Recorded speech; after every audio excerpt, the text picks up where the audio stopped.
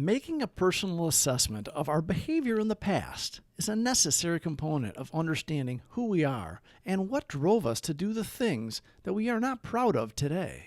Most of us are not bad people. We are scared and fearful, and we resort back to survival instincts, which cause us to overvalue our own immediate safety when we are really not in danger. Having a spiritual connection, a real faith in a higher power, we know in our hearts we are protected and can handle anything that comes our way. We're going to start with the Serenity Prayer, and then we'll go into the daily reflections. If you or someone you know are questioning yourselves about whether or not you're an alcoholic or whether they are an alcoholic or drug addict, reach out. We can help you. You don't have to do it alone.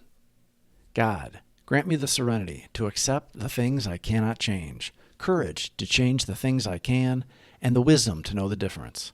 Grant me patience with the struggles that take time, and appreciation for all that I have, tolerance of those with different struggles, and the strength to get up and try again, one day at a time. Giving up insanity, April 12th. Where alcohol has been involved, we have been strangely insane. Alcoholics Anonymous, page 38. Alcoholism required me to drink, whether I wanted to or not. Insanity dominated my life and was the essence of my disease. It robbed me of the freedom of choice over drinking and, therefore, robbed me of all other choices. When I drank, I was unable to make effective choices in any part of my life, and life became unmanageable. I asked God to help me understand and accept the full meaning of the disease of alcoholism. We are often asked in the rooms, "What was your drink of choice?" We understand what they mean by the question, but the real question is, what was your drink that you had to drink? Your drink of no choice. What did you settle on? Was it vodka? Wine? Beer?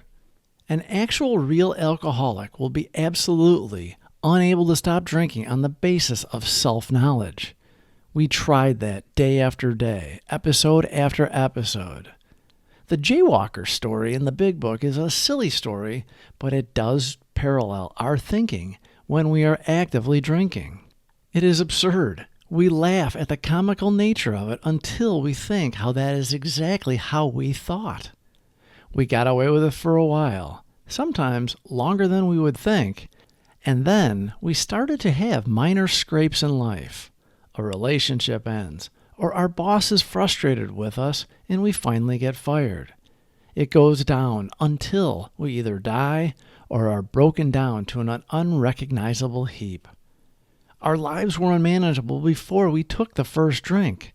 The drink was our solution. We made it our higher power for a long time.